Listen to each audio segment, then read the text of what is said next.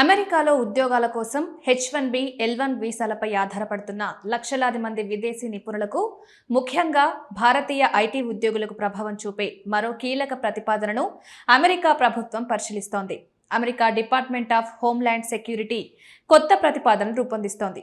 ఇకపై కొత్త H1B, L1 visa దరఖాస్తులకే కాకుండా ఉద్యోగుల వీసాను పొడిగించేందుకు వేల డాలర్ల అదనపు రుసుము చెల్లించాల్సి రావచ్చు. ప్రస్తుతం ఇది ప్రతిపాదన దశలో ఉన్నప్పటికీ అమల్లోకి వస్తే అమెరికాలో పనిచేస్తున్న వేలాది మంది భారతీయ నిపుణులపై, వారిని నియమించుకునే కంపెనీలపై గణనీయమైన ప్రభావం పడే అవకాశం ఉందంటున్నారు నిపుణులు. ప్రస్తుతం 50 మందికి పైగా ఉద్యోగులుండి వారిలో సగానికి మించి H1B లేదా N1 వీసాలపై పనిచేస్తున్న అమెరికా సంస్థలు కొత్త H1B లేదా L1 పిటిషన్ దాఖలు చేసినప్పుడు మాత్రమే ప్రత్యేక అదనపు రుసుము చెల్లిస్తున్నాయి. H1B వీసా కోసం ఈ రుసుము $4,000 కాగా L1 వీసా కోసం $4,500. కొత్త ప్రతిపాదన ప్రకారం ఇదే రుసుము ఉద్యోగి వీసా పొడిగింపు సమయంలో కూడా తప్పనిసరిగా చెల్లించాల్సి ఉంటుంది.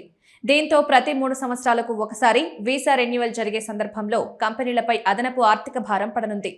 H1B వీసాలు సాధారణంగా 3 సంవత్సరాల కాల పరిమితితో జారీ అవుతాయి.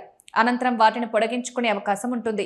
గ్రీన్ కార్డు ప్రక్రియ పూర్తయ్యే వరకు చాలా మంది భారతీయ సాఫ్ట్వేర్ ఇంజనీర్లు, డేటా నిపుణులు, కన్సల్టెంట్లు, టెక్నాలజీ ప్రొఫెషనల్స్ అనేక సంవత్సరాలు H1B వీసాపైనే అమెరికాలో పనిచేస్తుంటారు. కొత్త ప్రతిపాదన అమల్లోకి వస్తే ప్రతి రెన్యువల్కు $1,000 అదనంగా చెల్లించాల్సి రావడంతో విదేశీ ఉద్యోగులను కొనసాగించడం కంపెనీలకు మరింత ఖరీదైన వ్యవహారంగా మారే అవకాశం ఉంది. అమెరికాలో H1B వీసా హోల్డర్లలో భారతీయులే అత్యధిక శాతం ఉన్నారు. Infosys, Tata consultancy services, Wipro, HCL tech వంటి భారతీయ ఐటీ దిగ్గజాలతో పాటు Amazon, Microsoft, meta, Apple, Google వంటి అమెరికన్ టెక్నాలజీ సంస్థలు కూడా వేలాది మంది భారతీయ నిపుణులను H1B, L1 వీసాలపై నియమించుకుంటున్నాయి. ఈ నేపథ్యంలో కొత్త నిబంధనలు భారతీయ ఐటీ రంగంపై ప్రత్యక్ష ప్రభావం చూపే అవకాశం ఉంది. National foundation for American policy విడుదల చేసిన గణాంకాల ప్రకారం 2025 ఆర్థిక సంవత్సరంలో ఉద్యోగ కొనసాగింపుకు సంబంధించిన H1B పిటిషన్లలో అమెజాన్ 14,532 ఆమోదాలతో అగ్రస్థానంలో నిలిచింది. ఆ తర్వాత TCS కు 5,293, మైక్రోసాఫ్ట్ కు 4,863, మెటాకు 4,740, యాపిల్ కు 4,610, గూగుల్ కు 4,509 H1B పిటిషన్లు ఆమోదం పొందాయి. అయితే ఇవి ఉద్యోగుల మొత్తం సంఖ్య కాదని, ఒకే ఉద్యోగికి వీసా పొడిగింపు, ఉద్యోగ మార్పుల కారణంగా ఒకటి కంటే ఎక్కువ పిటిషన్లు ఆమోదం పొందే అవకాశం ఉంటుందని NFAP స్పష్టం చేసింది. ఈ ప్రతిపాదన అమెరికా వలస విధానాల్లో జరుగుతున్న విస్తృత మార్పుల్లో భాగంగా భావిస్తున్నారు. ఇటీవలి కాలంలో ట్రంప్ ప్రభుత్వం వీసా ఫీజుల పెంపు, కఠినమైన తనిఖీలు, విదేశీ కార్మికులపై ఆధారపడటాన్ని తగ్గించే చర్యలు వంటి అనేక మార్పులను ప్రతిపాదించింది. గతంలో ప్రతిపాదించిన భారీ H1B వీసా పెంపు అంశం కూడా చర్చనీయాంశమైంది.